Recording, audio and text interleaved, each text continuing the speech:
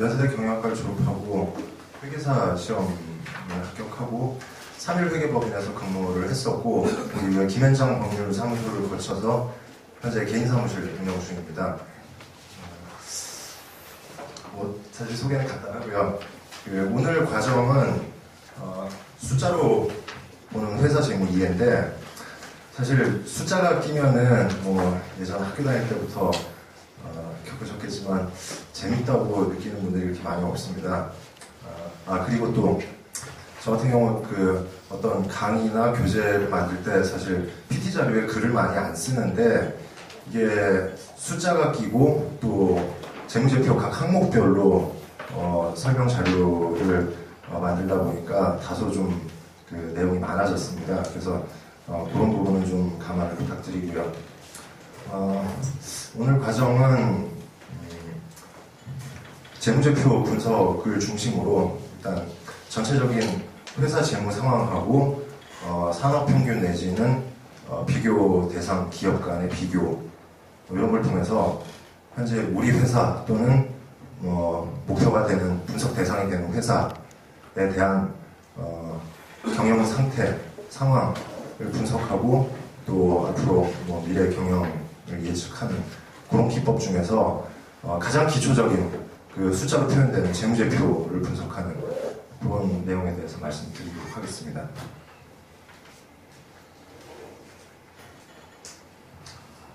일단 크게 순서는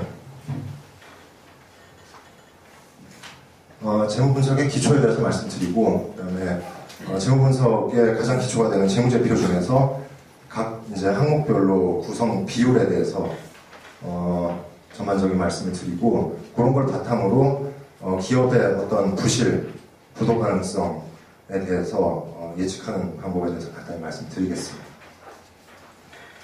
먼저 재무 분석입니다. 재무 분석이라는 것은 사실 재무제표, 회사의 가장 기본적인 숫자 요거를 분석하는 걸 재무제표 분석이라고 하고 그 재무제표 이외에 각종 계량화된 수치 이런 것들까지 같이 감안해서 분석하는 것을 재무분석이라고 하고 그 이외에 모든 이제 비계량적인 항목까지 포괄해서 분석하는 기법을 경영분석이라고 표현을 하는데 저희는 오늘 가장 기본이 되는 재무제표 분석 이 부분에 대해서 초점을 맞춰서 진행을 하겠습니다. 재무분석이라는 게 사실 여러 목적으로 사용이 되는데 보시면 아시겠지만은 다양한 대상, 다양한 주체가 각자의 고유한 목적을 위해서 사용할 수가 있습니다. 보시면 아시겠지만은 경영자 같은 경우는 여러 가지 의사결정에 기초자료를 사용한다든지 또 금융기관은 여신, 회사의 지급 능력 이런 거 위주로 확인을 하게 되겠고 주주는 아시겠지만 투자 정보, 그다음에 신용평가기관은 투자자에 대한 정보 제공, 인수합병 관련자는 여러 가지 기업의 가치 평가에 대한 정보를 획득한다든지 기타 이제 회계 감사나 세무 당국, 특히 이제 세무 당국 같은 경우는 뒤에 저희가 재무 분석에 대해서 기본적으로 유동성 비율이라든지 레버리지 비율 이런 분석도 사용하지만은 국세청 내부 전산망인 TIS라는 전산 시스템이 있습니다.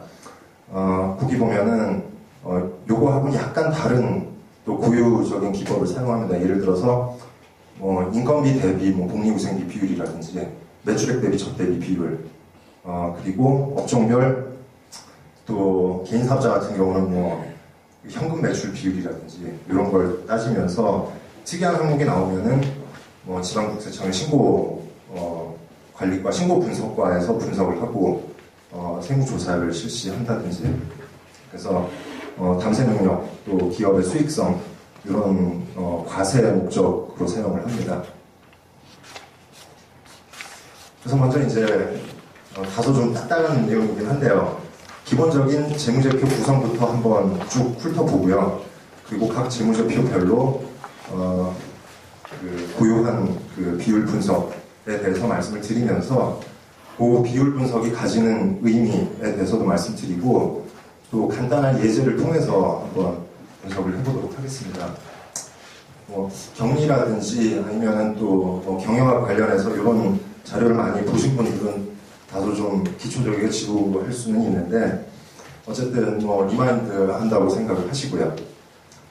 먼저 재무상태표를 보겠습니다. 그 재무상태표가 배열법이 과거에는 유동성 배열법이라고 해서 유동성이 큰 순서대로 유동성이라는 건 현금화 가능 정도를 말하는 거죠. 그렇게 배열을 했었는데 현재는 뭐 유동 비유동 구분법을 쓰고 있습니다. 근데 뭐 말만 바뀌었다 뿐이지 실질은 동일합니다.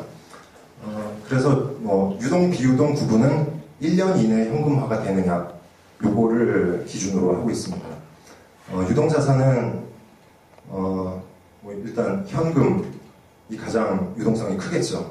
그리고 이제 단기 투자자산, 매출채권, 뭐 기타 항목으로 구성이 되고 이런 것들을 당좌자산이라고 그러고 기타 이제 재고자산 이렇게 나눠지고요. 비유동자산은 투자자산, 유형자산, 뭐 기타 이제 뭐 무형 이런 기타 비유동은 뭐 보증금이라든지 뭐 이런 게 되겠죠. 그리고 유동부채는 뭐 매입채무 단기 차입금, 그리고 비유동부채는 만기가 1년 이후에 도래하는 뭐 사채라든지 장기 차입금, 뭐 퇴직급여 충당금 이런 것들이 설정이 될 텐데 장기 차입금 중에서도 만기가 거의 도래해서 대차 대조표일, 재무상태표일 현재 만기가 1년 이내 도래하는 거는 그 유동부채로 재분류하게 되어 있습니다. 그리고 자본금은 뭐 자본금, 자본잉여금, 이익잉여금, 기타 이제 나머지 항목으로 구성이 되고요. 그래서 나중에 그 뒤에 나오겠지만 재무상태표 분석에 있어서 주로 이제 가장 우선이 되는 그 유동성 비율 관련해서 즉 회사가 단기 채무를 그 상환을 할 능력이 얼마나 되는지를 구분하는 데 있어서는 요 유동자산 쪽하고 그다음에 유동부채 요게 이제 주로 분석 대상이 됩니다. 자세한 내용은 뒤에 다시 말씀드리고요.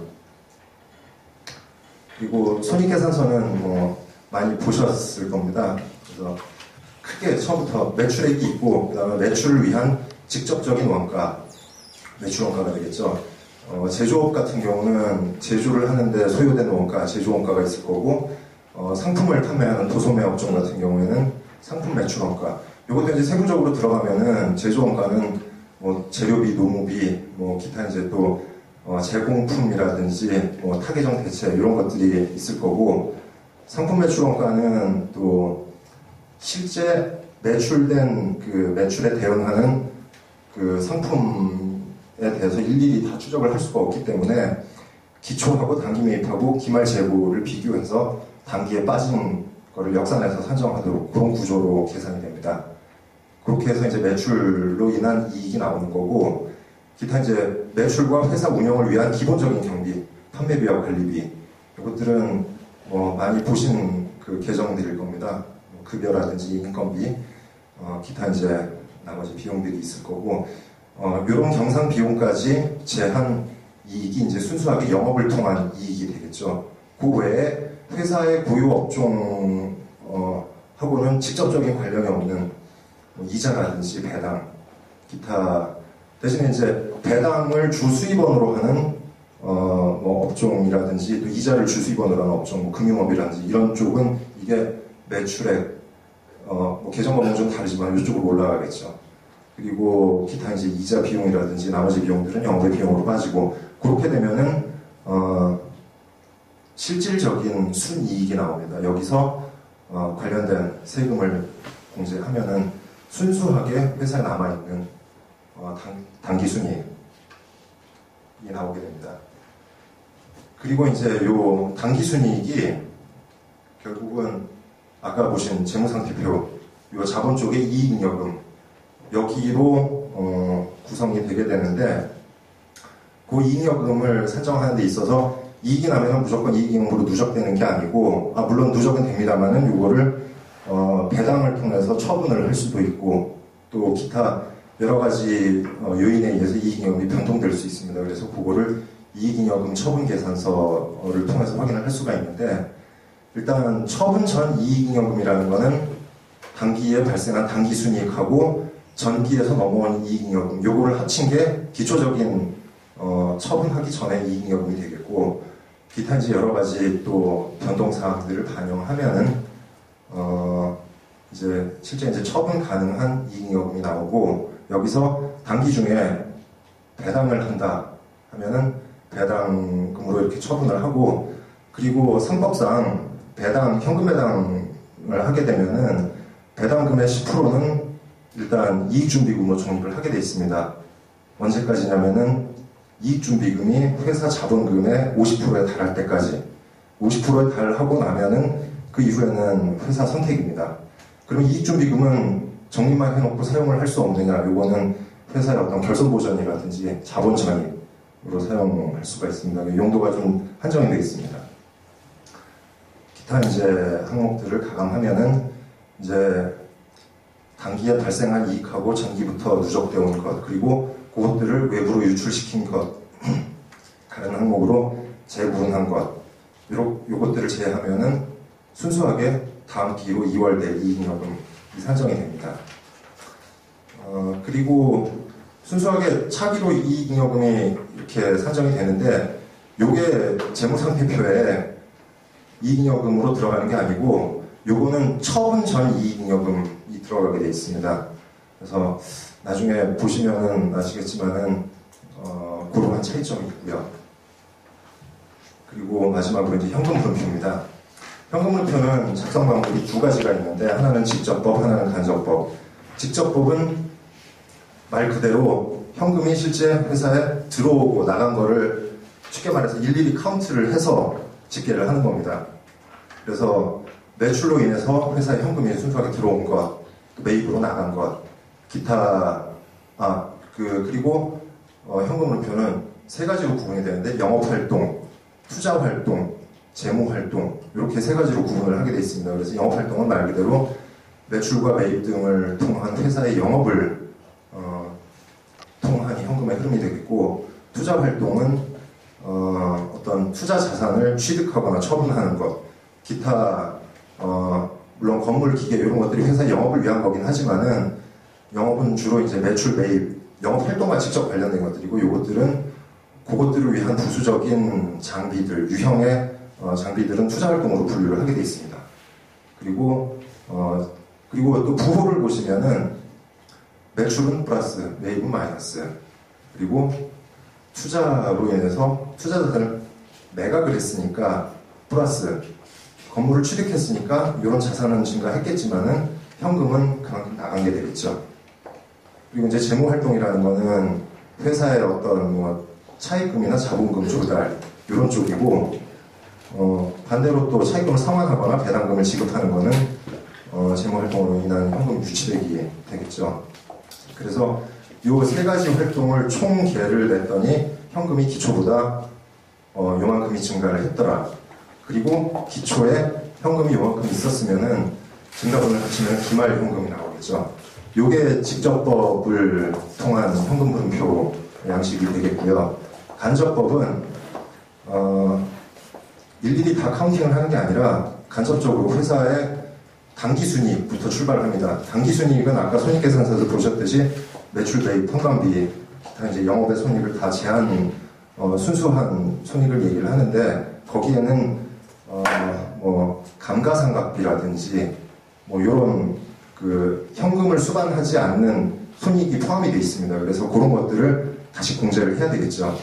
그래서 현금을 수반하지 않는 그런 수익과 비용을 제외하고, 기타 이제 자산부채 변동 부분을 반영해서 나머지는 거의 동일하고요. 직접법과. 근데 이게 상식적으로 생각하면은 당기순이익 쪽에서 현금 유출이 없는 비용 수익을 빼기만 하면은 순수하게 이제 현금 흐름이 나올 것 같은데, 요 3번 부분이 왜 들어가냐면은 요거는 좀 기술적인 기법인데, 요 현금 유출입이 없는 비용 수익, 예를 들어서 어떤 그 처분 손익 그런 게 있다면은, 처분 손익은 그 실제 현금을 받은 부분하고, 처분 손익이란 건 매각가액에서 취득가액을 뺀 순수한 그 일종의 마진 부분만을 얘기를 하는데, 실제 그거를 뺀다고 해서 당기순이익이 나오진 않거든요. 그래서 그 부분을 완전히 제하고 나머지 자산 부채가 실제 왔다 갔다 하는 그 부분을 현금으로 또 카운팅을 하는 그런 간접적인 방법을 사용하고 있습니다. 그리고 기타 이제 투자 재무 활동은 직접법과 마찬가지고요. 그렇게 해서 기말 현금, 기초 현금, 현금의 증감을 파악을 하는 재무제표입니다. 그리고 외부 감사를 받는 업체들은 감사보고서 작성을 할 때 간접법으로 현금흐름표를 처음부터 작성을 했으면 그것만 공시를 하면 되는데 직접법으로 작성을 한 경우에는 간접법으로 작성한 현금흐름표를 주석으로 기재를 하게 되어 있습니다. 그래서 통상 회사들이 직접법 작성하면은 간접법을 또 작성을 해야 되는데 간접법을 작성하면은 그걸로 끝나니까 대부분의 회사가 간접법으로만 현금흐름표를 작성을 하고 있습니다. 이제 간단한 그 재무제표 기본 양식들을 보셨고, 그런 재무제표 각 구성 항목들이 유기적으로 관계를 맺는 그 비율에 대해서 좀 알아보겠습니다. 비율 분석, 아까 뭐 간단히 말씀드리긴 했는데, 재무제표상 개별 항목 간의 비율을 산출해서 여러 가지 분석을 하는 것을 말하고요. 최초 이거는 그 미국에서 금융기관들이 여신을 일으킬 때 기업의 단기 채무 능력을 파악하기 위한 기법으로 개발이 됐습니다. 그래서 이제 그것들이 확장이 되고 또 발전을 해서 다양한 목적으로 사용을 하고 있고요. 그래서 뒤에 자세히 보시겠지만은 일단 크게 간단히 말씀드리면은 유동성 비율, 요거는 단기 채무 지급 능력, 그 다음에 레버리지, 요거는 들어보신 분도 있겠지만은 레버리지는 지렛대를 말하는데 어떤 항목이 하나 변할 때 얼마나 변하느냐, 인감도 분석을 사용하는 그런 용어로도 쓰이고, 실질적으로는 레버리지, 지렛대, 내 힘이 아닌 타인의 힘을 빌리는, 즉 타인 자본에 의존하는 정도를 얘기를 합니다. 그리고 수익성, 이런 거는 말 그대로고요. 활동성, 요거는 자산을 얼마나 활용을 잘 해서 효율성 있게 사용을 했는지, 그 다음에 생산성, 성장성, 현금 흐름, 요것들은 뭐 말 그대로 그렇게 이해를 하시면 되겠고요. 그래서 재무비율을 분석을 하는 게 왜 분석을 하는지, 또 어떤 유용함이 있는지, 또 한계가 있는지 뭐 간단히 살펴보면은, 요거는 일단 재무제표만 있으면은 간단하게 계산기로 산정을 할 수가 있습니다. 그리고 통상 나중에 실습 때 말씀을 드릴 텐데, 우리 회사가 혹은 이제 목적 회사가 유동 비율이 몇 프로다. 그럼 이게 좋은 건지 나쁜 건지 비교 대상은 통상적으로 산업평균과 비교를 하고 있습니다. 산업평균은 매년 한국은행에서 기업 경영 분석이라는 책자를 통해서 발간을 하고 있고, 거기 보면은 각 업종별로, 그리고 대기업, 또 소기업, 그 다음에 업종, 대기업, 소기업 전체 망라한 이런 식으로 재무비율 평균을 공시를 하고 있습니다. 그래서 통상 그거를 제일 많이 이용을 하고요. 그리고 구체적으로 뭐 회사의 어떤 항목 세부 내용을 보기 전에 기초적인 예비 분석, 어느 정도 이제 감을 잡을 수 있는 도구로도 사용을 할 수가 있고, 기타 이제 여러 가지 부실을 예측한다든지 뭐 분석하는데 효과적이고요. 그리고 아까 말씀드린 산업평균과 비교를 할 수도 있고, 또 경쟁 기업하고도 비교를 할 수도 있고, 우리 회사가 작년, 재작년하고 올해하고 어떻게 변동이 됐는지 그런 부분까지 같이 비교를 할 수 있기 때문에 상당히 효율적이고 효과적으로 할 수 있는 그런 유용성이 있습니다. 근데 한계점이 일단 재무제표 자체가 조작이 돼 있으면은 의미가 없겠죠.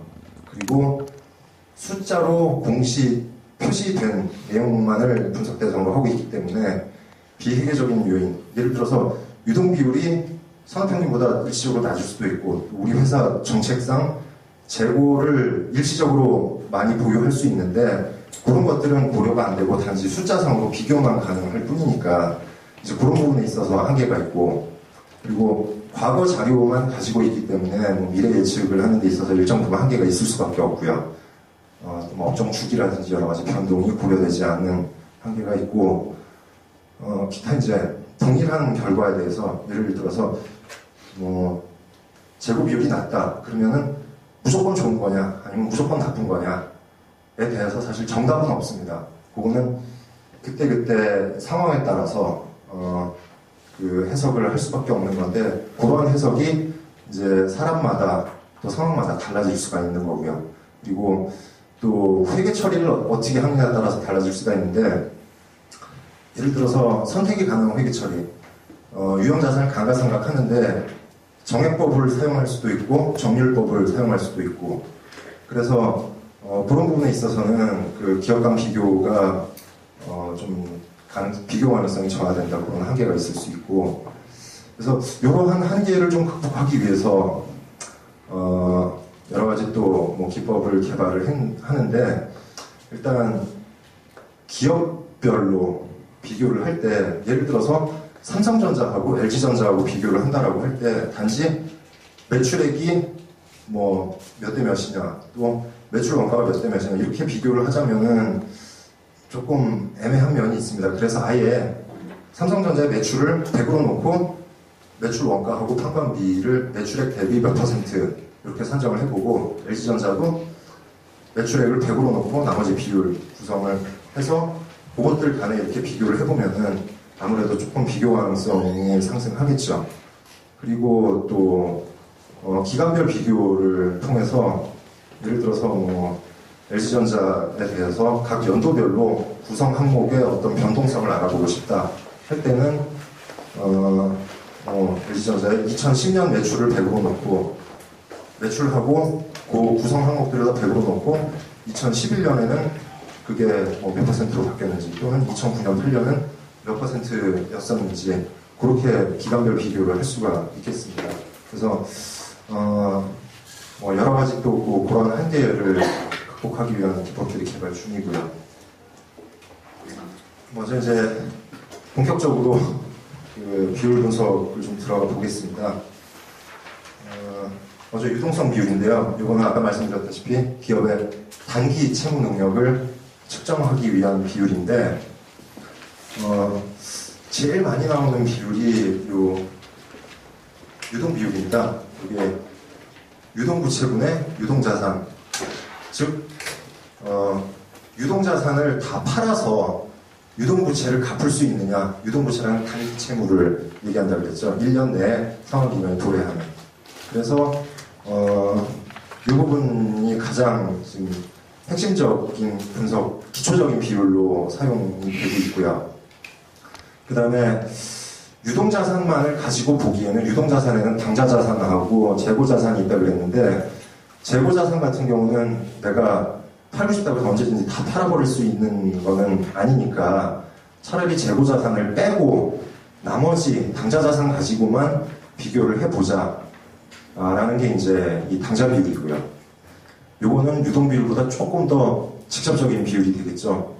그 다음에 여기서 또 유동자산 중에서도, 그 당좌자산 중에서도 여러 가지 뭐 그 단기 투자자산 같은 게 있을 수 있고 한데, 그것들은 무조건 또 시장에 내놓는다고 팔릴 수 있느냐라는 부분에 대한 또 의문을 반영해서 아예 현금 및 현금성 자산, 현금하고 예금, 뭐 이런 금융 상품들, 이것들만 가지고 상환 능력을 체크를 한다라는 게 현금 비율입니다. 가장 직접적이고 보수적인 비율입니다.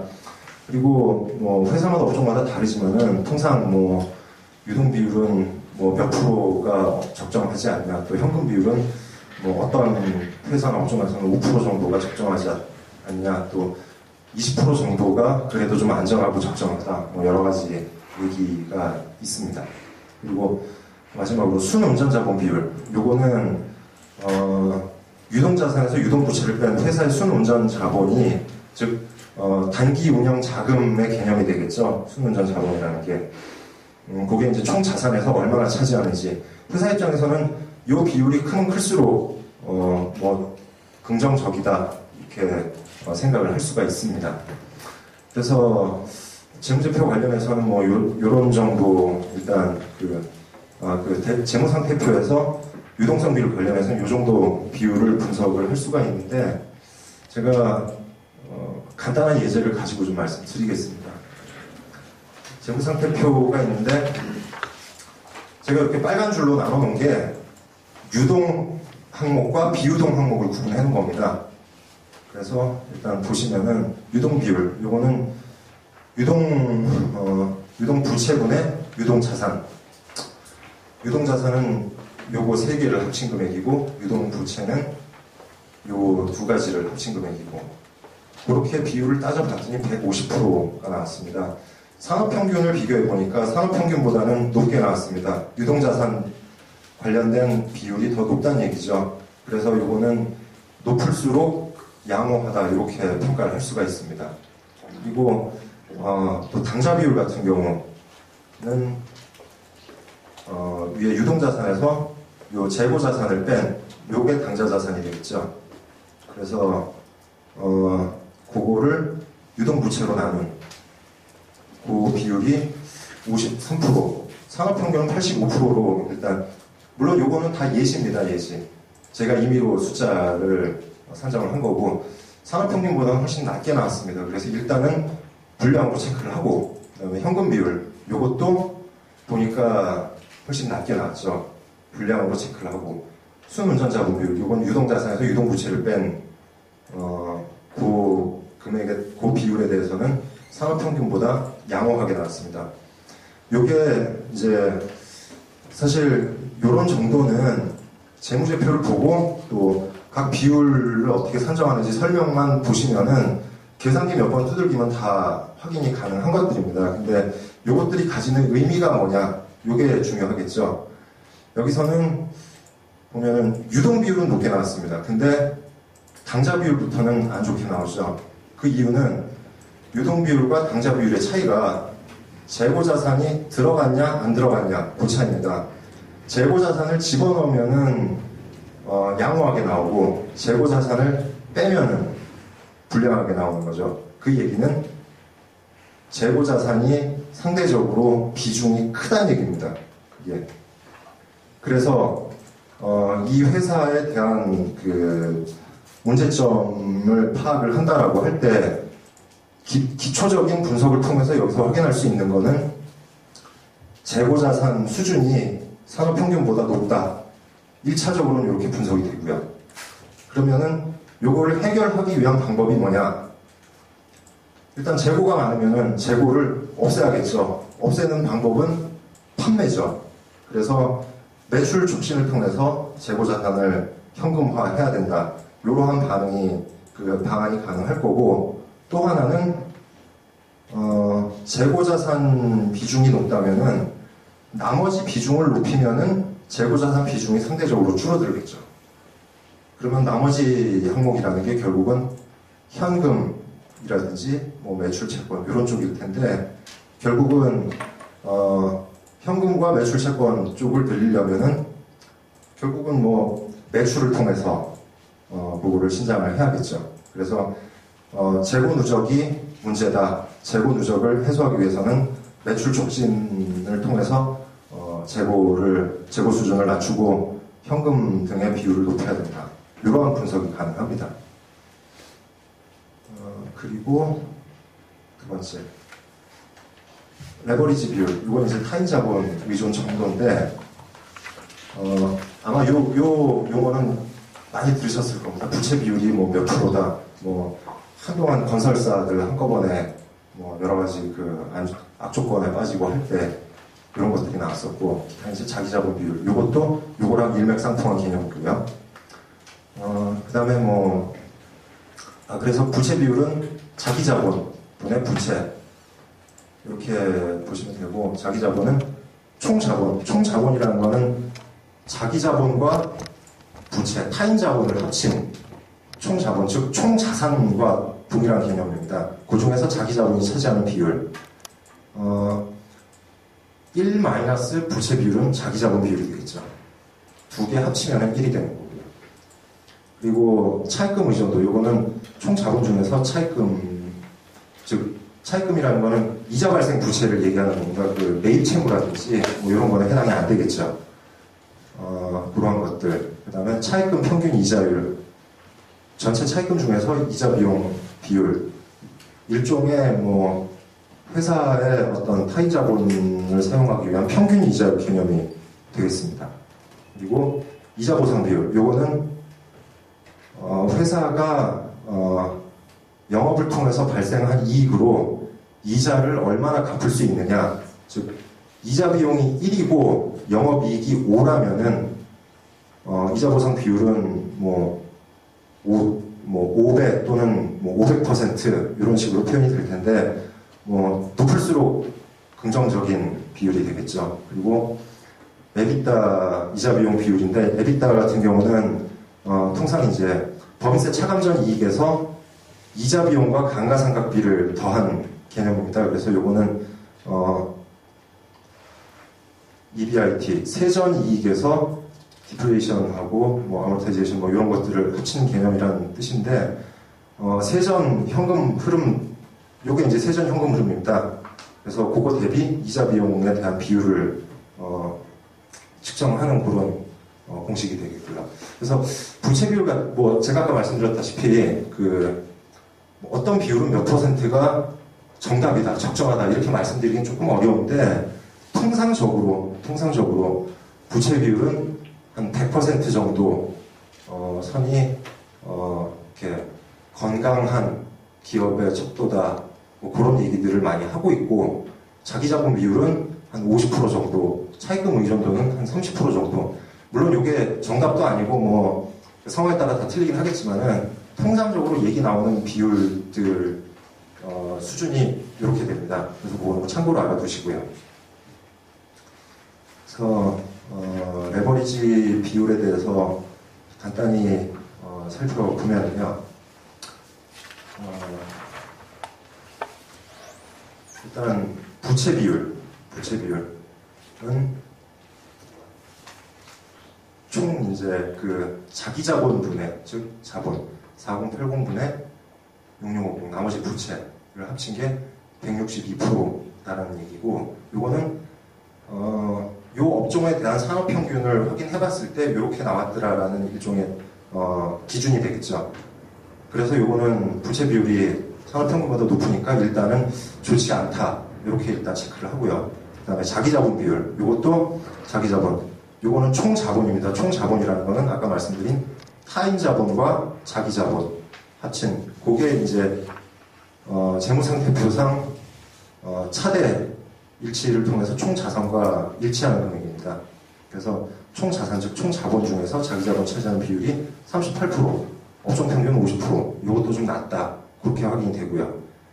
차입금 의존도는 전체 총 자본 중에서 이자 발생 부채 즉 단기 차입금과 장기 차입금 이 비율을 보니까 56%다. 산업 평균은 30% 정도로 나와 있다라고 하면은 이것도 조금 안 좋다는 얘기고 차입금 평균 이자율 이자 비용이 여기 428 이렇게 나와 있는데 전체 총 차입금 중에서 차입금에 대한 이자가 428이면은 이자율이 한 10% 정도 된다. 근데 산업 평균은 한 5% 정도 이자율을 부담을 하고 있더라 하면은 저희가 이자율이 상당히 높은 수준이 된다는 얘기죠. 그리고 이자 보상 비율 같은 경우 이자 비용으로 영업이익으로 이자를 얼마나 갚을 수 있느냐 영업이익 1390 요걸로 이자를 3번 정도는 갚을 수 있다라는 건데 산업평균이 한 3 정도가 나온다는 얘기는 우리는 일단은 산업평균하고 비슷하다 이렇게 일단 분석을 할 수가 있습니다. 그래서 나머지 이제 요것들은 이렇게 산정을 해보면 되겠고 그래서 요것들이 가지는 의미가 뭔지 일단은 살펴보면요. 1차적으로 부채 관련된 비율들이 다 높습니다. 즉 회사 어떤 자산이나 자본 관련해서 부채 수준이 상당히 높다 이렇게 볼 수가 있겠죠. 두 번째, 이자율이 높습니다. 즉 회사의 어떤 신용도라든지 이런 게 상당히 낮게 평가가 돼 있을 수 있다는 얘기고 대신에 회사가 벌어들이는 어떤 이익으로서는 이자 비용을 어느 정도 커버를 할 수 있다. 즉 이자 부담 능력은 충분치는 않지만 어느 정도는 유지가 된다. 이렇게 분석을 할 수 있습니다.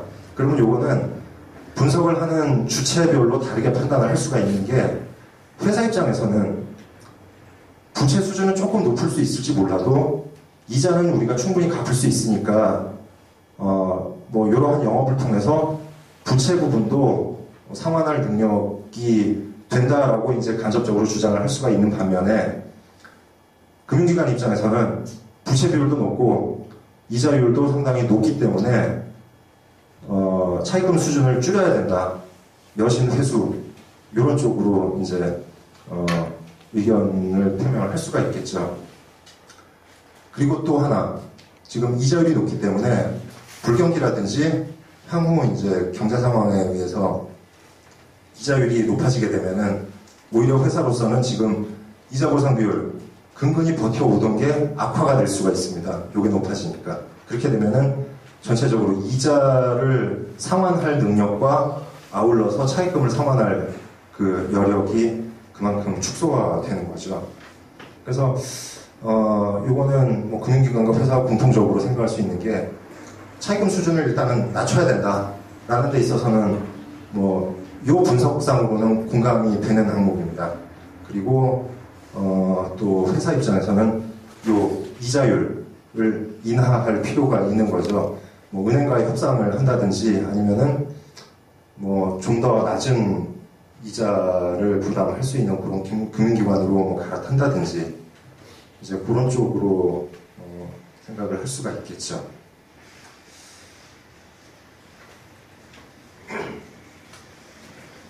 그다음에 재무상태표 관련된 비율 중에서 마지막으로 안정성 비율입니다. 이거는 조달된 자본, 아까 말씀드린 타인 자본과 자기 자본, 이게 자산에 얼마나 적절하게 배분이 되는가 뭐 그런 내용인데요.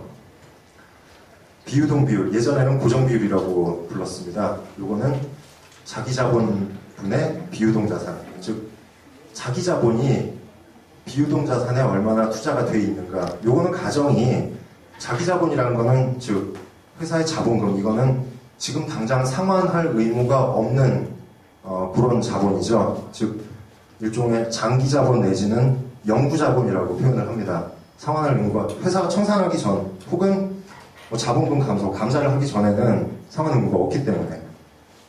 그리고 또 이 가정은 그러한 자기 자본은 전부 다 유동자산이 아닌 비유동자산으로 투자된다.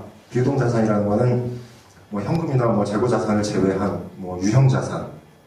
주로 이제 그쪽이 되겠죠. 유형자산하고 장기투자자산. 그래서 그런 쪽으로 투자가 된다.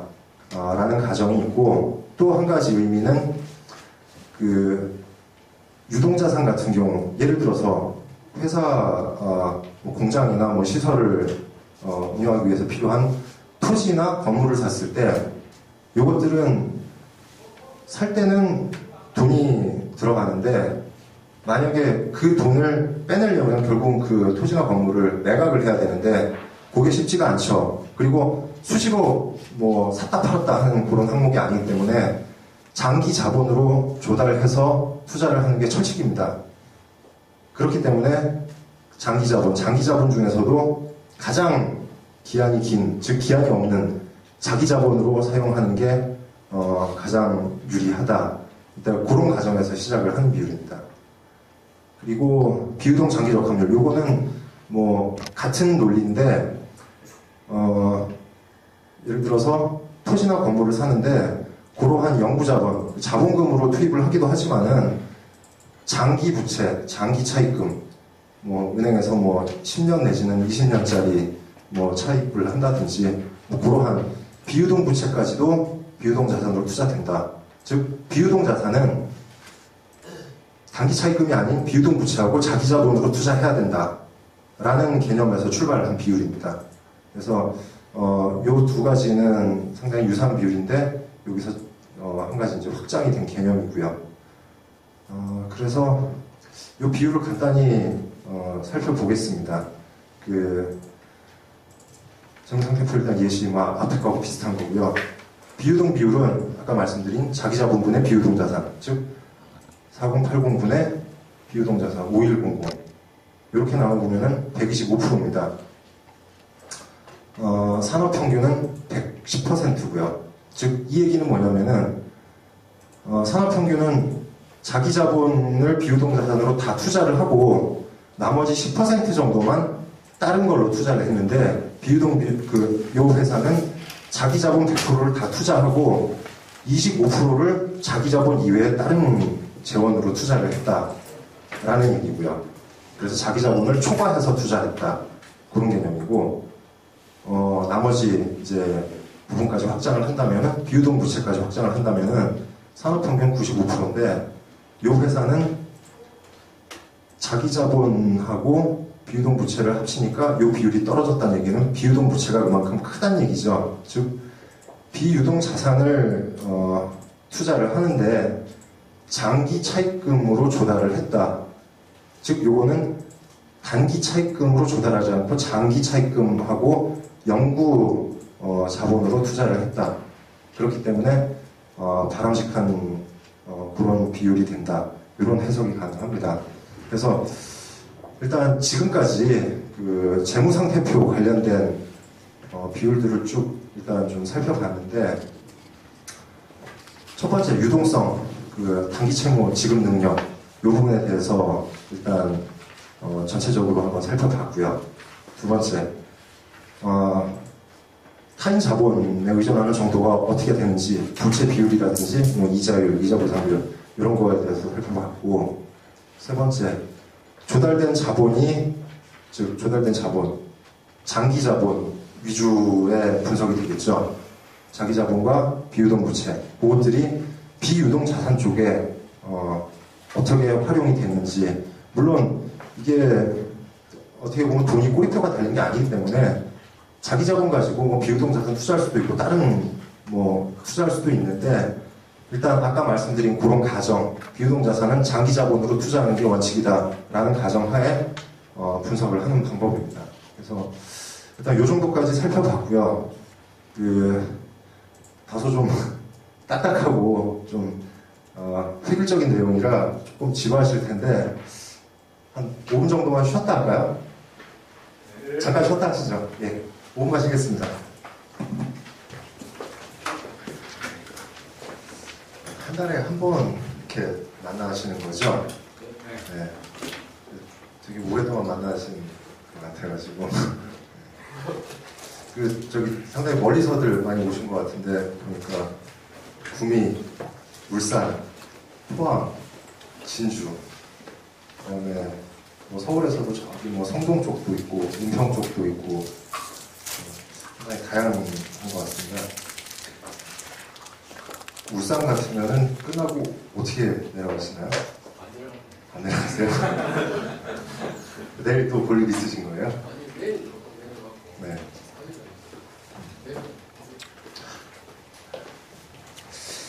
바람직한 현상입니다.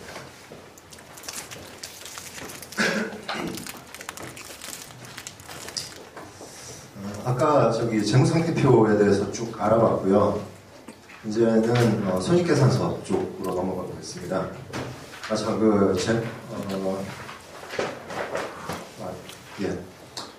일단 매출액 총이익률, 요거는 말 그대로 매출액 중에서 매출 총이익이 얼마를 차지하느냐, 일단 그런 거고, 뭐 뒤에는 그 용어 그대로입니다. 매출 총이익, 영업이익, 순이익이 매출액 대비 몇 % 정도냐, 이런 건데 각 의미가 매출액하고 매출 총이익, 즉 요거는 매출 원가가 가미가 된 개념이라서 생산 마진을 측정하는 거죠, 이거는. 그리고 영업이익, 요거는 경상적인 비용, 판매 관리비까지 고려가 된 항목이니까 영업을 통한 마진을 측정을 하는 비율입니다. 그래서 요거는 생산에 대한 효율성, 요거는 생산과 영업, 판매 관리에 대한 효율성까지를 포함한 개념이고요. 그리고 요거는 나머지 항목들을 뺀 순수한 기업의 이익, 최종 마진을 측정하는 비율이 되겠죠.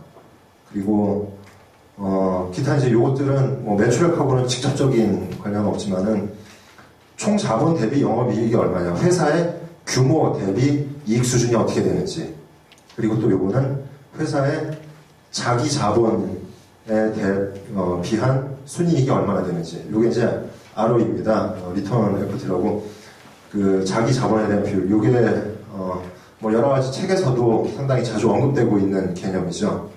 요거는 자기 자본은 결국 자본금, 주주입니다. 주주의 투자 수익률을 표현하는 개념이죠. 조금 복잡한 얘기인데 자기 자본분의 순이익은 뭐 매출액분의 순이익 곱하기 자기 자본분의 뭐 매출액 이런 식으로 해서 또 비율을 구성을 이렇게 나눌 수가 있습니다. 그래서 뭐 일단 오늘은 좀 많이 헷갈릴 것 같고요. 이런 개념이 있다 정도만 알아두시면 되고요. ROE 요거 같은 경우는 이제 총 자본, 즉 총 투자 개념입니다. 리턴 온 인베스트먼트. 총 자본 대비 순이익을, 즉 총 자본이 순이익을 얼마나 창출하는지 그러한 비율을 측정하는 공식이죠. 그래서 수익성 비율, 매출액이나 회사의 총 자본 대비 이익이 얼마나 되는지 회사 규모 대비 이익률을 판단하는 그런 개념입니다. 한번 살펴보면은요, 뭐 아까 받은 그 재무제표들하고 계속 연결이 되는데 재무상태표와 손익계산서 이렇게 예시를 해놓고요. 매출액 대비 영업이익률은 매출액 13290 분의 영업이익 1390 이거를 하니까 10.4% 정도가 나옵니다. 요거는 아무래도 이익이 분모로 올라가니까 높을수록 회사의 긍정적인 비율이 되겠죠. 그래서 산업평균을 보니까 한 11% 정도다. 그러면은 뭐 조금 안 좋다고 볼 수도 있고 아니면은 뭐 큰 차이 없어서 뭐 산업평균 정도는 된다라고 판단을 할 수도 있겠고요. 그 다음에 매출액 순이익률 이 부분은 매출액 대비 이제 순이익, 당기순이익 요게 되겠죠. 요게 한 5.3% 정도인데 산업평균 한 4.2% 요거랑 비교를 해봤을 때는 우리 회사가 그래도 조금 낫지 않냐 이렇게 볼 수가 있고요. 자기자본 대비 순이익은 이렇게 산정이 되는데 산업평균보다는 아무래도 조금 낮고 그리고 총자본 대비 이제 순이익률 총자본이라는 거는 타인자본, 자기자본 즉 총자산하고 동일한 금액이죠. 요게 한 6.5% 정도 산업평균이 한 9.2% 정도인데 이러면은 회사의 규모 대비한 이익 수준이 좀 낮다 이렇게 볼 수가 있습니다. 그래서 전체적으로 따져보면은 이게 매출 수익성은 뭐 한 평균 정도 근데 자본 대비 수익성은 조금 낮다 이렇게 구분이 되죠. 그 의미가 뭐냐면은 그 회사의 어떤 이익 수준, 마진, 그 매출 대비 이익 수준은 괜찮은데 자기 자본의 어떤 그 활용도 부분은 조금 즉 자기 자본 활용도에 문제가 있지 않냐 그러한 분석이 가능하고 그 얘기가 뭐냐면은 이익 수준 대비 자산 규모가 너무 크다는 얘기죠. 즉 자산이 그만큼 효율적으로 사용되지 못한다는 얘기입니다. 요 얘기는 자산 규모를 좀 줄여야 된다. 뭐 또 쉬운 말로 쓸데없는 자산이 많다. 매각을 통해서 뭐 현금화하고 정리를 하자. 그러한 분석이 가능하죠.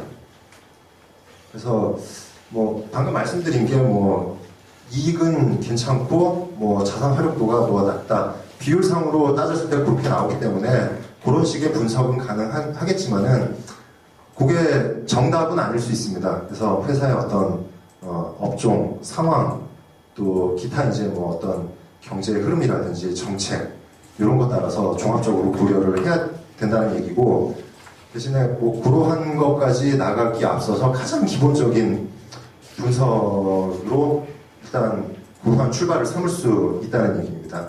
그래서 이러한 비율 분석이 그러한 그 기초적인 첫 걸음의 의미가 있는 거고요. 두 번째 이제 그 손익계산서 관련해서 활동성 비율입니다. 이거는 자산하고 자본, 즉 이제 보유 자원, 이걸 얼마나 활용을 잘 하는지 그 정도인데 총 자산 회전율, 회전에 대한 개념은 다 매출액 대비입니다. 그래서 매출액을 총 자산으로 나누면은 1년 동안 총 자산이 몇 번 회전했느냐 실제로 뭐 총 자산이 어떻게 현금화돼서 회전됐다라는 개념보다는 자산 대비 매출액 뭐 비율이나 비교 분석 또 회사의 어떤 규모 대비 매출액 수준 그런 거를 비교하는 척도가 됩니다. 그리고 그래서 1년간 총 자산의 회전 비율을 뭐 나타낸다는 이제 그런 의미가 되는데 이게 매출액은 1년 전체 금액이고 총 자산은 이게 만약에 기말 자산을 예를 든다면은 자산이 기초보다 기말이 훨씬 많은데 이제 예를 들어서 그런데 매출은 1년 전체인데 자산은 기말만 딱 들어간다 그러면은 또 좀 그 실질하고는 좀 벗어난 그런 분석이 되겠죠. 그래서 그 아까 말씀드린 그 한국은행에서 나오는 기업 경영 분석에서는 요 매출액은 뭐 당연히 1년 매출을 쓰는 거고 총 자산 요거는 기초하고 기말하고 평균된 개념 그 숫자를 씁니다. 그래서 실질적으로 이제 매출은 1년 내내 매일매일 일어나는 거니까 총 자산도 매일매일 잔액을 합계를 내서 평균을 내는 게 이론적으로는 가장 정확하겠죠. 그런데 뭐 그렇게 하기는 무리가 있고 또 비용 대비 효익 측면에서 그렇게 크지 않기 때문에 단순하게 기초 기말 평균을 이용을 합니다. 그 이하 이제 관련된 항목들도 다 마찬가지고요. 근데 저희는 뭐 오늘 강의하고 그다음에 한 달 후에 이제 간단한 실습이 있을 텐데 그때는 어떤 그냥 저희 학습의 편의상 기말 금액으로 사용을 하도록 하겠습니다. 그래서 이제 총 자산 회전율을 받고 자기 자본 이거 뭐 자산이 이제 자기 자본으로 바뀐 건데 주주의 이제 투하 자본이 매출액 대비 이제 어떻게 되는지 그 비율을 말하는 거고 요거는 분모가 이제 비유동 자산으로 바뀐 거죠. 비유동 자산 대비 매출액이 얼마냐 또는 매출액 대비 비유동 자산의 규모가 얼마냐. 그래서 비유동 자산이 작으면 작을수록 그만큼 단위당 비유동 자산이 매출을 많이 일으킨 게 되겠죠. 즉 비유동 자산을 그만큼 활용을 많이 했다. 뭐 그러한 의미가 될 거고요. 그리고 재고자산 회전율 이거는 말 그대로 매출액이 일어나는 데 있어서 재고자산이 얼마나 회전이 됐는지 즉 재고자산이 매출액으로 간다는 얘기는 재고자산이 팔렸다는 얘기고 재고자산을 팔았다는 얘기는 그 반대로 현금을 받거나 아니면은 외상매출금, 매출채권이 생긴다는 얘기죠. 그거는 현금하고 매출채권은 아까 말씀드린 유동자산 중에서 당좌자산, 즉 현금화가 가장 빨리 이루어지는 자산들입니다. 그래서 요 재고자산 회전율은 재고자산이 당좌자산으로 전환되는 속도를 나타냅니다. 그리고 매출채권 회전율, 이건 매출액 대비 이제 매출채권 규모를 말하는 거고, 요거는 매입채무 규모를 얘기하는 거고요. 그래서 전체적으로 이제 매출액을 기준으로 해서 자산이나 자기자본, 기타 이제 비유동자산, 재고자산, 매출채권, 매입채무 요 규모들을 비교를 하는 그런 비율이 되겠습니다. 그걸 활동성 비율이라고 하고요.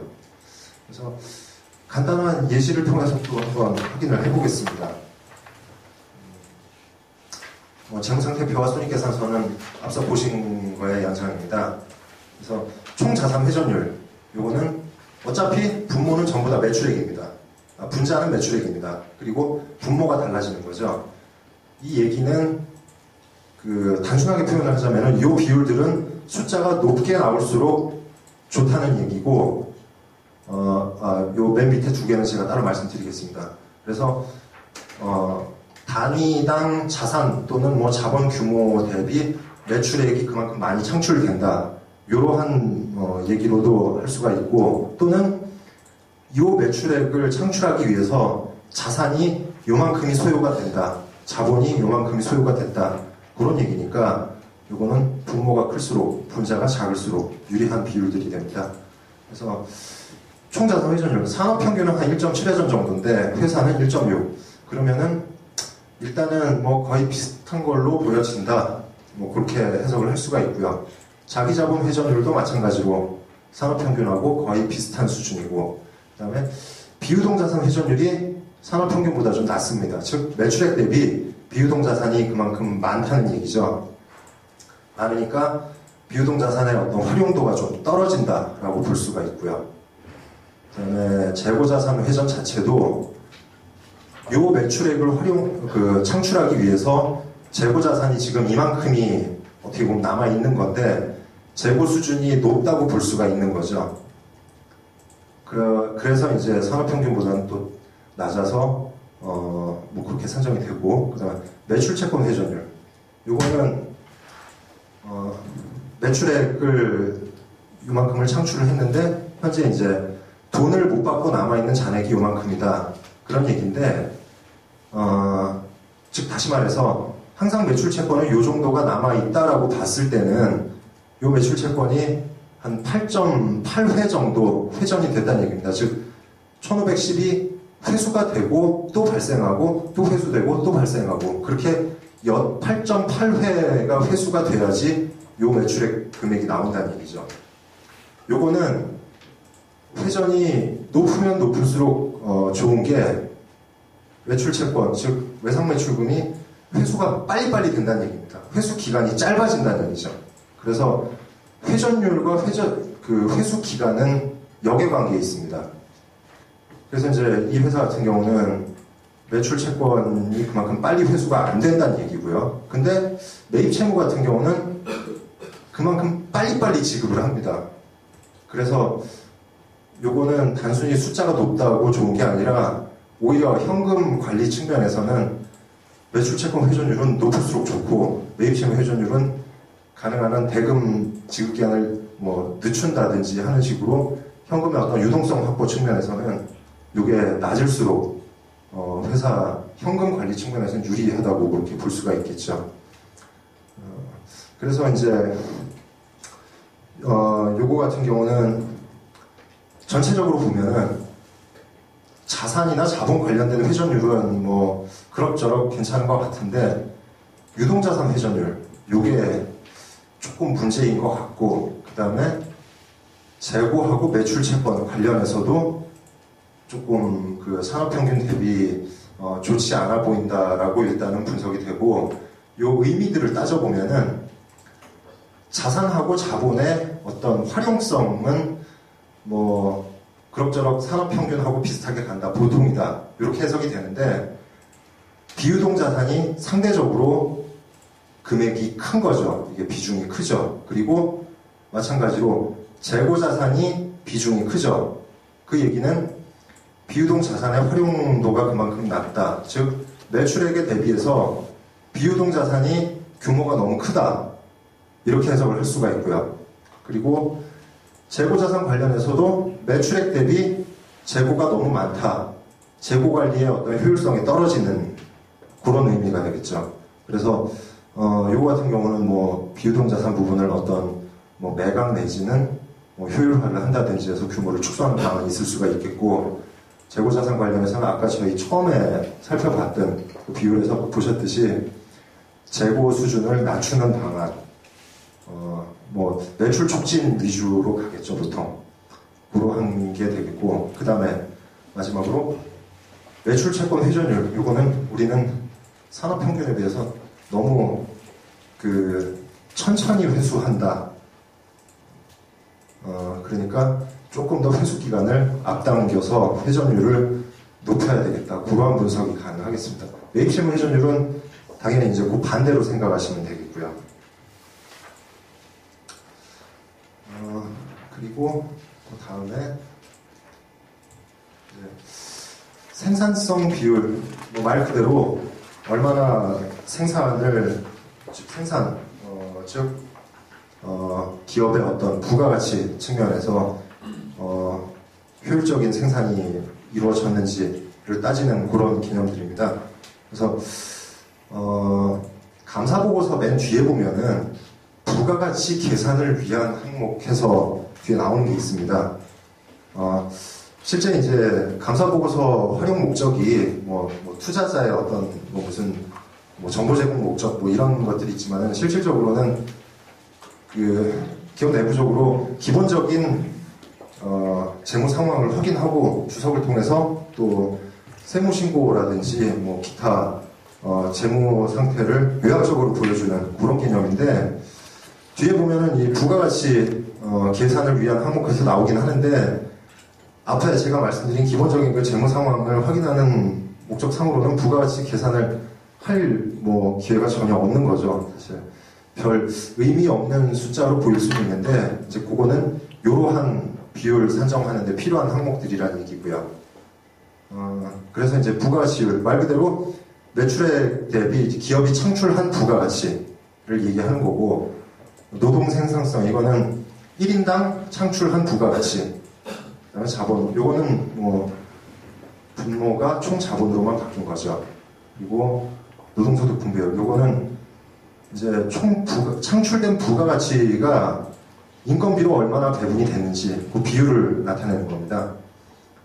그래서 요게 높으면 높을수록 이제 어떤 복지 측면에서는 또 긍정적인 그러한 숫자가 될지 모르겠지만은, 또 어떤 관리 측면에서는 요 비중이 높으면 높을수록 오히려 생산성이 떨어진다고 볼 수가 있겠죠. 그거는 뒤에 다시 한번 말씀드리겠습니다. 그리고 참고로 말씀드리면은, 여기서 얘기하는 부가가치라는 거는 사실 경제학적인 그 이론적인 측면에서 부가가치인데, 저희가 그 법인 같은 경우에는 1년에 법인세 한 번 신고하고 부가가치세는 4번을 신고하는데, 사실 부가가치세 도입 그 목적이나 취지 자체가 기업이 창출한 부가가치에 대해서 10%의 세금을 매긴다라는 건데, 이런 식으로 경제학적인 의미로 따져서 계산을 하려면 할 수는 있겠지만, 너무나 효율적이지 못하고 비용이 많이 듭니다. 그래서 아예 부가가치 세법상 그 경제학적인 부가가치를 따라가면서도 국민 생활에 꼭 필요한 부분은 부가세 면세로 빼버리고, 나머지 부분 중에서 이제 어떤 반복적인 재화나 용역의 제공, 이런 거에 대해서 부가가치세를 과세하는 걸로 그렇게 규정을 하고 있고요. 그리고 부가가치 창출이라는 거는 결국은 회사가 전체 창출한 부가가치, 즉 전체 생산에서 생산을 위해서 사용된 전체 매입을 차감한 일종의 순이익 개념이 부가가치인데, 그렇게 재무제표상 어떤 그 이익 개념으로만 가다 보면은 기업마다 다르고 또 그걸 악용할 소지가 있기 때문에 아예 세금 계산서를 주고받은 그 부분만 일종의 매입 비용으로 빼주는 그런 식으로 산정을 하고 있습니다. 그래서 부가가치세 뭐 어떤 그 납세의 목적상의 부가가치하고는 실무적으로는 약간 좀 다른 개념이고요. 그래서 여기서 말하는 부가가치라는 거는 경제학적인 용어로 영업잉여에다가 인건비, 금융비용, 그 다음에 어떤 판매 관리 활동에 소요된 조세 공과금, 감가상각비를 더한 그 부분을 부가가치로 그렇게 규정을 하고 있습니다. 그리고 그 중에서 영업잉여하고 인건비, 금융비용, 요 세 가지 부분을 요소비용 부가가치라고 합니다. 그래서 위에 총 부가가치는 요 밑에 요걸 전부 다 더한 개념이고, 요소비용 부가가치는 실제 이제 부가가치를 창출하는 데 있어서의 어떤 각 요소별 부가가치만을 얘기를 하는 거고요. 그래서 그 중에 인건비 비중이 어떻게 되는지를 따지는 게 노동소득 분배율이 되겠고요. 그리고 아까 말씀드린 한국은행에서 매년 나오는 기업 경영 분석 책자를 보면은 요것들까지 다 산정이 돼 있습니다. 그래서 영업잉여가 어떻고 항목별로 이제 그 해당 업종에 또 해당 업종의 규모별 전체 이제 합계들이 나와 있어서 저희가 하나하나 이렇게 따지지 않더라도 쉽게 이용을 할 수가 있습니다. 그래서 일단 생산성 비율 이 부분을 간단히 살펴보면요, 기본 자료가 아까 제일 처음에 말씀드린 재무제표 분석상으로 사용되는 게 이러한 재무제표고, 재무 분석을 위해서 사용되는 계량적인 자료들이 되죠. 이거는 숫자로 나타낼 수 있는 객관적인 항목들. 그래서 이 부분까지도 포함을 해서 생산성 비율은 산정을 할 수가 있습니다. 요 회사 같은 경우는 연평균 종업원 수가 뭐 이렇게 되고, 기타 이제 그 중에서 인건비, 뭐 감가상각비, 뭐 조세공과비 이렇게 된다라는 건데, 생산성 비율을 산정하기 위해서는 아까 말씀드린 이제 부가가치 부분을 산정을 해보면은 영업익력 요거는 아까 말씀드린 그러한 부분들을 감안을 하면은 영업이익에서 대손상각비를 더하고 그 다음에 이자 비용을 빼고 그렇게 되면 영업익력가 산정이 되는 거고, 거기다가 인건비, 그 다음에 이자 비용 뭐 다시 요거는 더해지는 겁니다. 여기서 빠지니까 기타 이제 뭐 조세공과라든지 감가상각비 이런 것들을 더하면은 일단 부가가치는 이렇게 산정이 됩니다. 그래서 기업의 부가가치가 부가가치율은 매출액 대비 부가가치가 한 이렇게 산정이 되는데, 산업 평균하고 비교해 보면은 뭐 큰 차이는 없습니다. 그래서 회사는 뭐 최소한 다른 업체들 평균하고는 비슷하게 간다, 비슷한 어떤 부가가치 창출 능력을 보인다, 그렇게 해석을 할 수가 있고요. 일단 이제 1인당 부가가치 생산 정도를 보면은 요걸 부가가치 전체 창출 부가가치를 인원수로 나누면은 금액이 이렇게 산정이 되는데, 산업 평균에 비해서 좀 낮은 걸로 나옵니다. 그리고 자본 대비 부가가치는 또 업종 평균하고 좀 비슷한 것 같고요. 그 다음에 전체 이제 그 요소 비용 부가가치 중에서 인건비가 차지하는 비율이 62%로 산정이 됩니다. 그래서 이 회사에 대해서 전체적으로 좀 보자면은 부가가치 창출 정도는 뭐 보통 정도로 보이고, 자본 대비 부가가치의 어떤 창출 정도를 봐도 보통 정도로 보이는데, 인건비라든지 하여튼 인원 그 임직원 관련된 비용이나 뭐 항목이 들어가면은 안 좋게 나오는 거죠. 다시 말해서 인당 부가가치 창출 능력이 작다, 생산성이 낮다, 그렇게 해석을 할 수가 있고요. 그 다음에 요소비용 부가가치 중에서 인건비가 차지하는 비율이 너무 높다. 그래서 요거는 회사 입장에서 다소 이제 좀 뭐 아쉬운 항목이다, 그렇게 해석이 가능하고, 그러면은 요 부분은 어떻게 최종적으로 해석을 할 수 있는가 하면은, 종업원 수가 너무 많습니다. 여기서는 뭐 물론 제가 말씀드린 게 좀 단정적인 표현으로 드릴 수는 있겠지만은, 뭐 일단 그게 정답은 아니라는 전제하에 그런 해석이 가능하다는 얘기죠. 그래서 이 사례를 본다면은 인원수가 너무 많은 걸로 해석이 되고, 그렇기 때문에 단순하게 숫자상으로 인원수를 줄이면은 인당 그 생산성이 높아지는 거죠. 그 다음에 인원을 감축을 하면은 그만큼 인건비가 줄어들게 되니까 영업이익에 대한 그 요소비용에 대한 부가가치가 인건비로 배분되는, 즉 인건비로 소요되는 율이 낮아지고, 그렇게 되면은 아무래도 지금까지 인원이 많고 하니까 인원의 생산성이 떨어지고 인건비만 많이 나가는 구조가 어느 정도 해소가 될 수 있다, 그런 해석이 가능합니다. 물론 이제 이게 또 그 인원이 관련된 항목이라 또 어떤 그 노사 관계라든지 뭐 이런 부분까지 종합적으로 고려를 해야 되는 거긴 한데, 일단 저희 뭐 요 강의 목적상으로는 단순히 숫자로만 보이는 그 기초적인 분석 위주로 초점을 맞추기 때문에 뭐 특별한 오해는 없었으면 좋겠습니다. 그래서 일단 지금까지 재무상태표 관련된 유동성 비율, 레버리지 비율, 안정성 비율 살펴봤고, 그 다음에 그 손익계산서 관련된 뭐 수익성 분석이라든지 활동성 분석, 생산성 분석, 이렇게 일단은 살펴봤고요. 그래서 이제 각 항목별로 뭐 간단한 예제를 통해서 분석이 어떻게 되고 각 항목별로 그 분석된 결과를 토대로 해석을 어떻게 할지 이제 그 부분에 대해서 간단히 한번 살펴봤습니다. 그럼 이제 추가적으로 뭐 다양한 또 그 비율 분석이 가능한데요.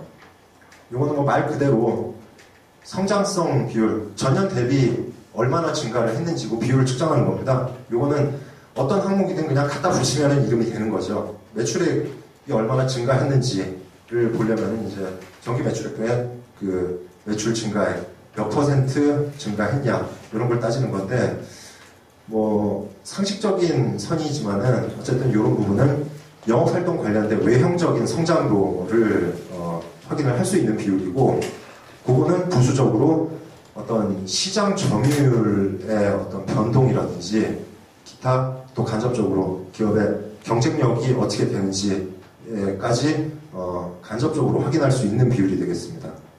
그리고 이제 순이익 증가율, 요거는 매출이 아무리 증가를 해도 관련된 비용이 많이 들어서 이익이 오히려 줄어들게 되면은 또 뭐 그렇게 바람직하다고 볼 수는 없겠죠.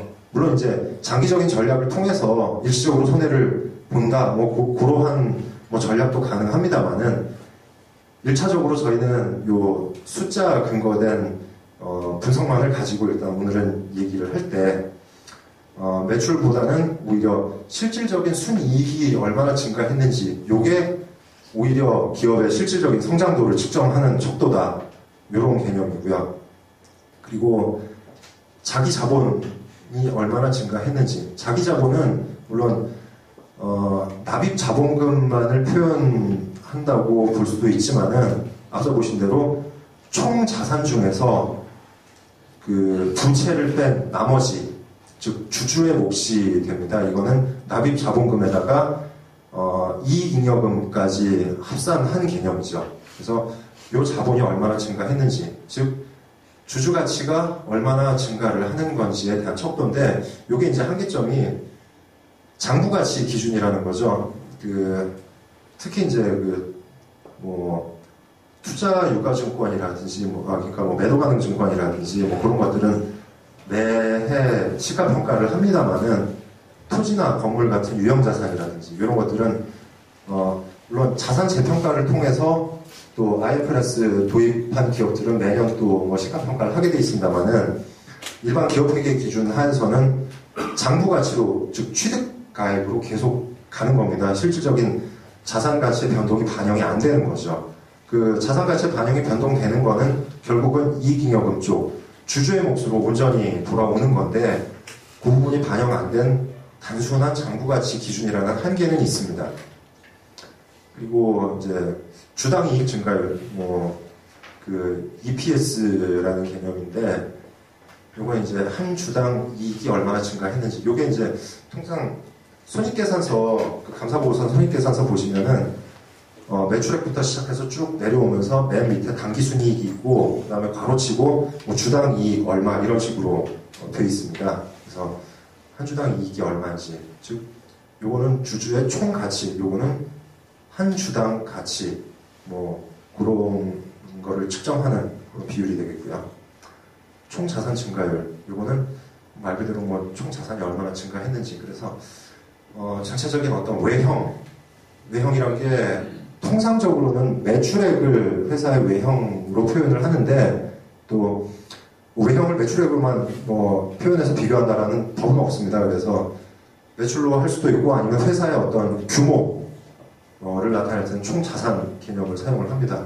그래서 외관법상 외부 감사 기준을 사용을 할 때 전기 재무상태표상 자산 총액 100억 기준 뭐 그런 규모 기준을 사용할 때 또 총 자산 개념이 들어가는 거고요. 그 다음에 현금 흐름 비율입니다. 이거는 여러 가지 아까 보신 현금 흐름표 관련해서 뭐 차입이나 뭐 이자 관련된 거라든지 또 뭐 매출 이런 거 대비 현금 흐름 비율을 측정을 하는 건데 현금 흐름 즉 주로 이제 사용하는 게 영업 현금 흐름입니다. 아까 현금 흐름표 보셨듯이 크게 세 항목으로 나눠진다 그랬죠. 영업 현금 흐름, 투자 현금 흐름, 재무 현금 흐름, 그 중에서 이제 영업 현금 흐름 위주로 분석을 하는 건데, 기업의 어떤 유동성이라는 거는 한마디로 표현하자면은 현금화 정도를 말하는 겁니다.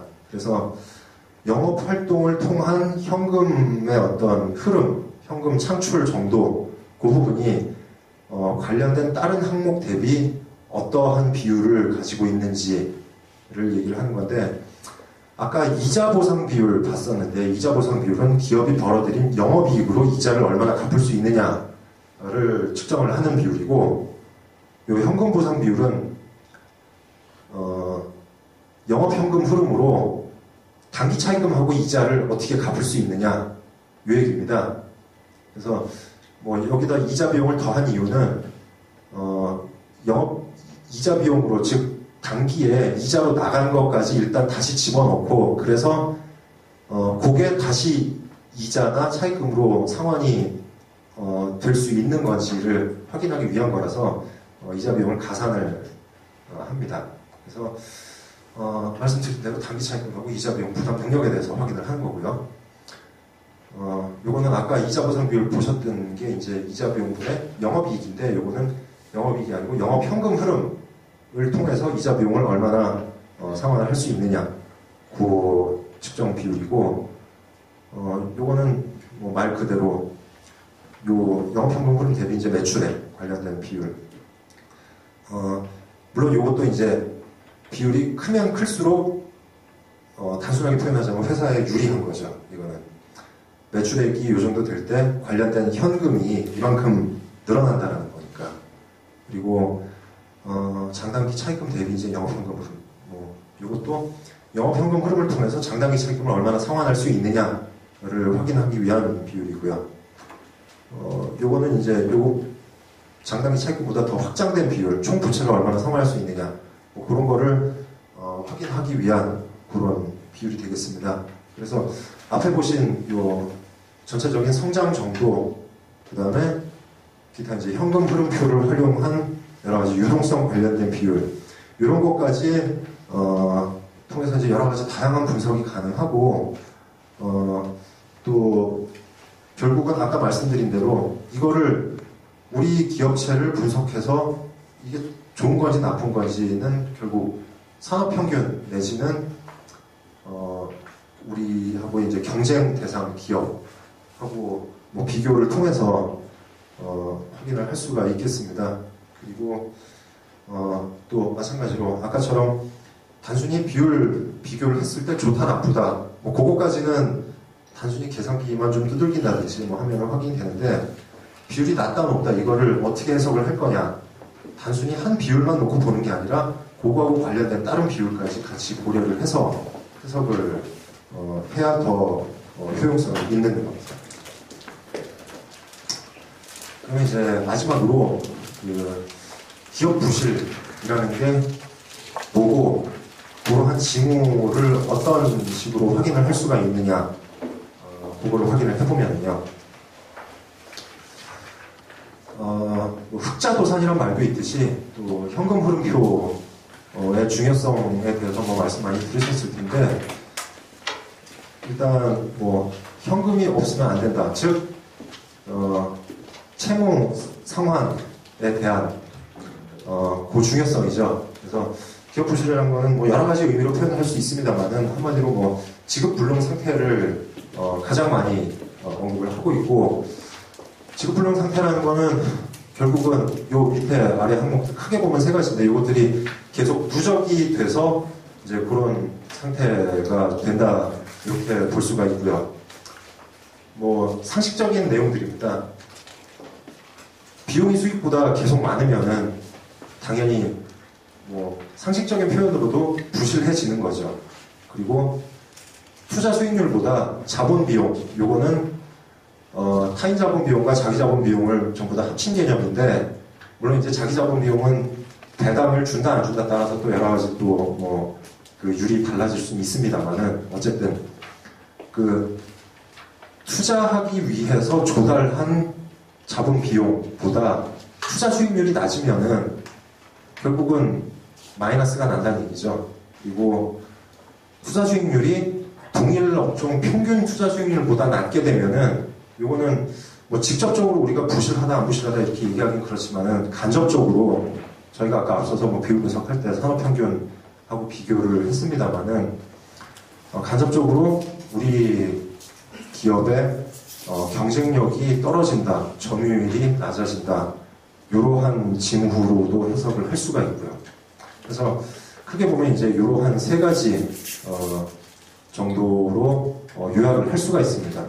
그리고 저희가 앞서 본 주로 이제 재무제표 분석에 초점을 맞췄었는데 재무제표상 그러면 어떤 추세, 어떤 항목들이 나타날 때 과연 이거를 부실해진다 또는 부실의 어떤 징후가 있지 않을까라고 생각을 할 수가 있는가 하면요. 일단 저희가 아까 본 재무제표 세 가지를 놓고 보면은 물론 아까 말씀드렸다시피 이게 정답 내지는 정해진 기준은 아닙니다만은 통상적으로 이러한 항목들이 나타날 때 뭔가 좀 재무적으로 긍정적이지 못한 결과가 나타나는 경우가 많습니다.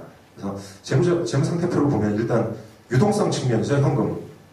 이게 지속적으로 감소를 한다든지 아까 저희가 처음부터 한 몇 번의 사례를 통해서 살펴본 재고자산 어떤 활용도 내지는 재고의 규모 그 부분에 있어서 재고자산이 계속 증가를 하거나 또 아까 비유동자산 같은 경우는 장기 자본을 통해서 장기 자본으로 조달하는 게 철칙이라고 했는데 단기 차입금 같은 단기 부채들이 증가를 한다든지 혹은 뭐 장단기를 떠나서 부채 전체가 계속 증가를 한다 또는 회사의 어떤 누적된 이익여금이 계속 감소를 하거나 이익여금이 다 마이너스가 나서 결손금으로 계속 누적이 된다든지 이제 그러한 징후가 나타날 수가 있고요.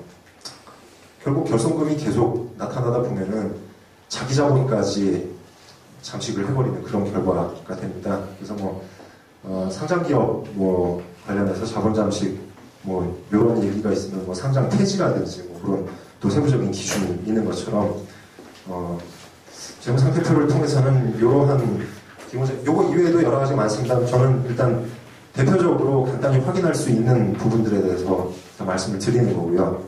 그리고 손익계산서를 통해서는 뭐 당연히 매출이 감소하는 게 가장 눈에 띄겠죠. 그리고 매출 원가 즉 요 부분이 수익과 비용 뭐 요거하고 일맥상통한 개념입니다. 그래서 수익은 감소하고 비용은 증가하고 또 그래서 이익은 감소하고 뭔가 특별 손실 즉 경상적이지 못한 일시적인 뭐 우발적인 거액의 손실들을 특별 손실로 구분을 하게 돼 있는데 그런 것들이 발생을 한다든지 뭐 이익을 창출하지 못하고 결손이 계속 지속이 된다든가 또 이자 비용 증가 아까 저희 뭐 살펴본 사례처럼 뭐 이자율 이자 부담률이 산업평균보다 높다면은 아무래도 회사 입장에서는 좀 긍정적이지 못한 그런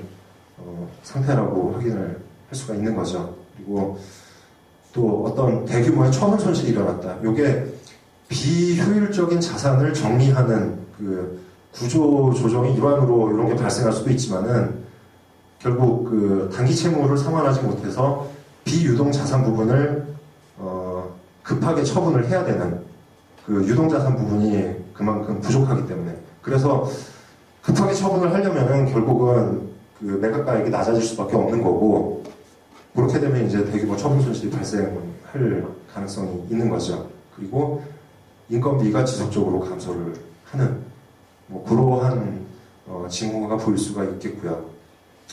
마지막으로 이제 현금 흐름표 관련해서는 부의 현금 흐름이 발생하면은 당연히 요거는 뭐 요 부분하고도 연결이 되는 거고 재무상태표 쪽 그리고 뭐 이것도 마찬가지 항목이고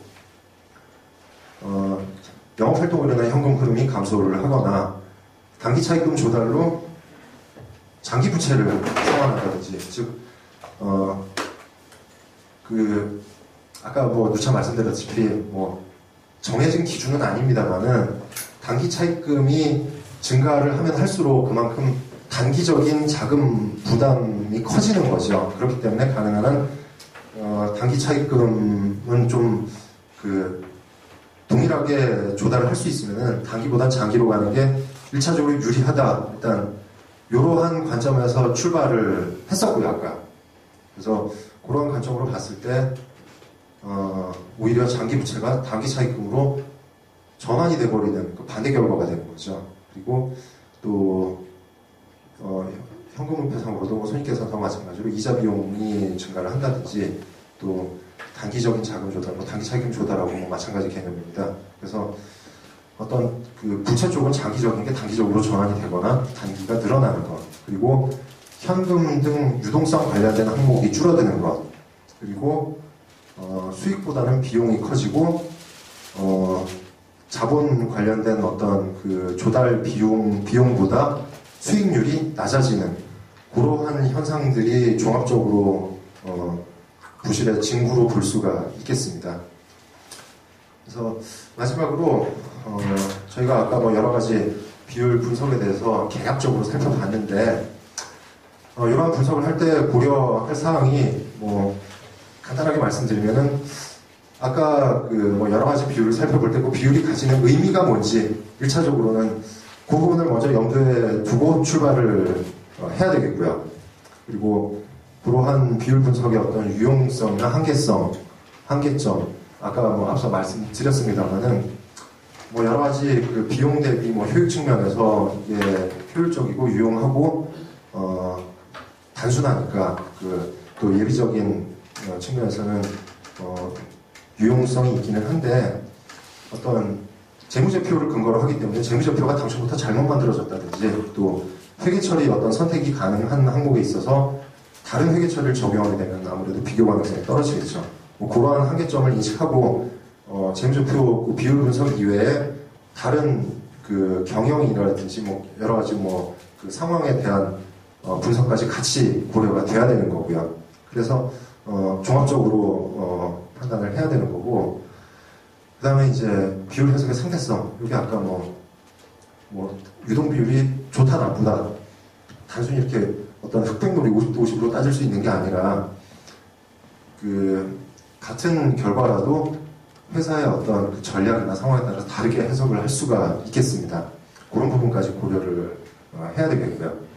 그리고 재무제표 그 외에 여러 가지 이제 계량적이고 비계량적인 항목까지, 즉 아까 재무제표 외 계량 항목은 회사의 어떤 인원 규모라든지 그러한 것들이 되겠고, 비계량 항목은 아까 말씀드린 회사의 어떤 장기적인 전략, 또 장기적인 전략이라면 외부에 공개를 할 수도 있겠습니다만은 외부에 공개할 수 없이 뭔가 좀 반대로 가는 전략을 취할 수도 있는 거고, 그렇기 때문에 그런 부분까지 같이 종합적으로 판단을 해야 된다는 얘기죠.